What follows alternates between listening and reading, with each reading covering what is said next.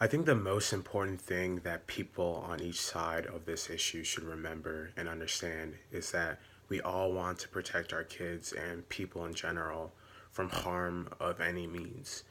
Another important that everyone should understand is that we need to understand where the opposing side is coming from. So, for example, liberals need to understand that for conservatives, or at least most of them, there's like this deep pride in the army, a nationalistic pride in the army, and that comes with like a pride in guns, like gun collection, and also a pride in hunting. And there's a history behind that in America that's rooted deeply here. And it's not something that we can easily just intrude on or take away. Like, we can't just go, people can't take away their guns from good people who aren't doing any harm to others.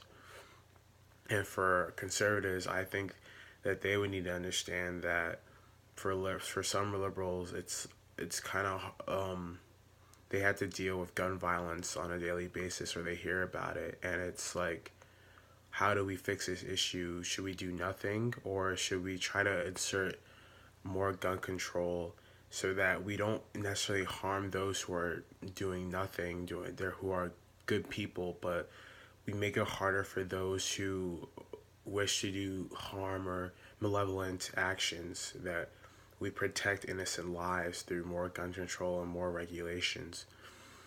And that can be through ammunitions. Like, you don't necessarily need to take away the gun, but if you take away the bullet, then there's no way that they can harm anyone without any bullets or slash ammunition to fuel the gun. And I think it's also important to note that people do feel protected when they have a gun.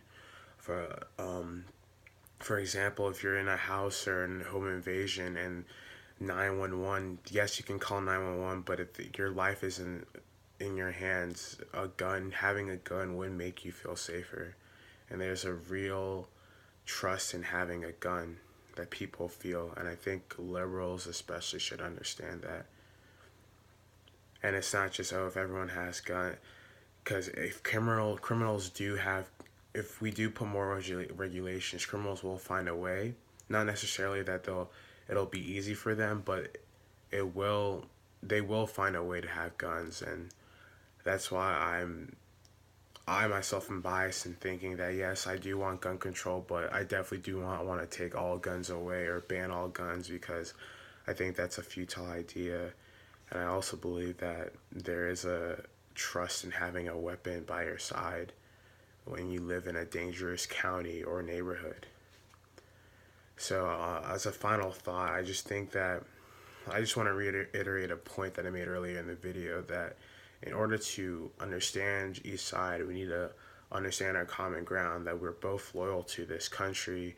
We both have the care and harm foundations within ourselves, that we do care about the people getting hurt. It's just the way that we wish to deal with it.